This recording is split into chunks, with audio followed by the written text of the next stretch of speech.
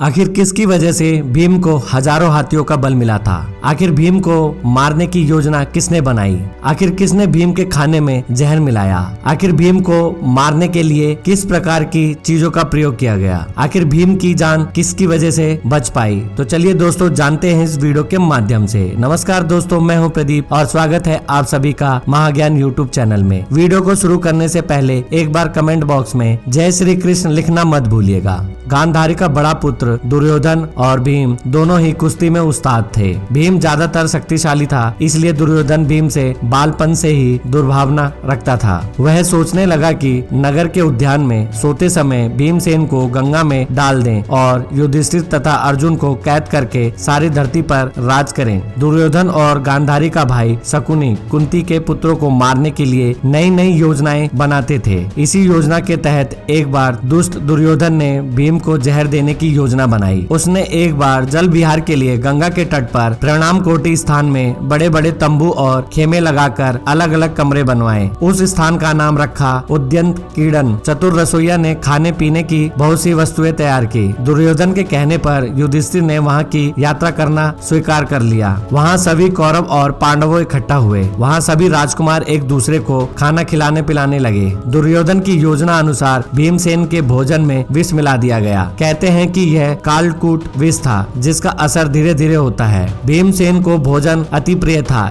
इसलिए उसके लिए अलग से दुर्योधन भाई की तरह आग्रह करके भोजन परोस देता है। भीमसेन वह सब भोजन खा लेता है। दुर्योधन समझ जाता है कि अब मेरा काम हो गया। उसके बाद सभी जल कीड़ा करते हैं। जल कीड़ा करते समय भीमसेन जल्दी थक जाता है और वह जल्दी खेमे में आकर सो जाता है। दरअसल उसके रग रग में विष फैलने से वह बेहोश हो जाता है। बेहोश भीम को दुर्योधन लता की रस्सियों से मुर्दे की तरह बांधकर गंगा के ऊंचे तट से जल में ढकेल देता है। अन्य पांडवों को इसके बारे में पता भी नहीं होता है। भीम बेहोश अवस्था में ही गंगा के भीतर स्थित नागलोक जा पहुंचता है। वहां विषैले सांप भीमसेन को खूब डसते हैं। सांपों के द्वारा डसने से दुर्योधन द्वारा दिए गए विष का प्रभाव कम हो जाता है। भीमसेन का चमड़ा इतना कठोर था कि सर्प उसका कुछ बिगाड़ नहीं सके। सर्पों के डसने और विष का प्रभाव खत्म होने से भीमसेन जग जाते हैं। तब वह सांपों को पकड़ पकड़ कर मारने लगता है। यह देखकर बाकी के सर्प भाग जाते हैं। भागकर वह नागराज वासुक के पास जाते हैं और उन्हें सारा वृत्तांत सुनाते हैं। ऐसे में वासुक नाग स्वयं भीमसेन के पास जाते हैं। उनके साथ गए आर्यक नाम के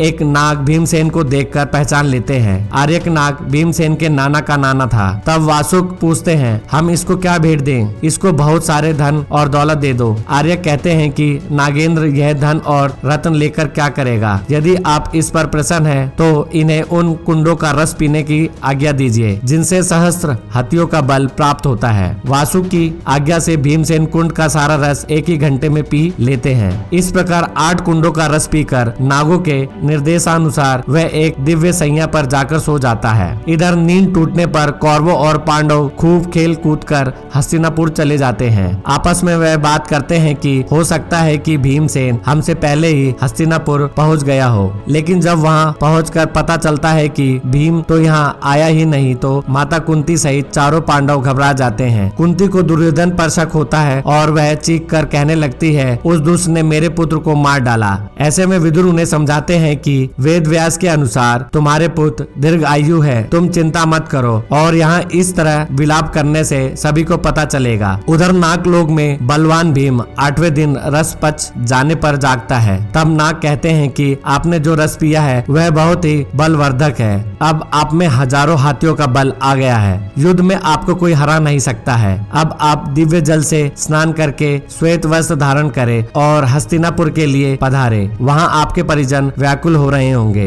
फिर नागलोक के नाग उन्हें जल से ऊपर निकालकर पुनः उसी उद्यान में पहुंचा देते हैं। भीमसेन वहां से हस्तिनापुर पहुंचकर सारा वृत्तांत बताते हैं और दुर्योधन की दुष्टता का वर्णन भी करता है। तब युधिष्ठिर कहते हैं कि यह बात कभी किसी के समक्ष प्रकट मत करना कि तुम्हारे साथ क्या हुआ और कैसे तुम्हें हजारों हाथियों का बल आया। अब से हम सब भाई आपस में एक दूसरे की बड़ी सावधानी से रक्षा करेंगे। दोस्तों, इस वीडियो को देखने के बाद आपको पता चल गया होगा कि भीम के पास किस प्रकार इतनी शक्ति प्राप्त हुई और आपको क्या लगता है कि भीम यह सच्चाई सबसे छुपा कर रख पाए थे? अगर हाँ तो हमें कमेंट बॉक्स में कमेंट करके जरूर बताइएगा। मैं आशा करता हूँ कि इस वीडियो के माध्यम से आप सभी को बहुत कुछ जानकारी मिली होगी।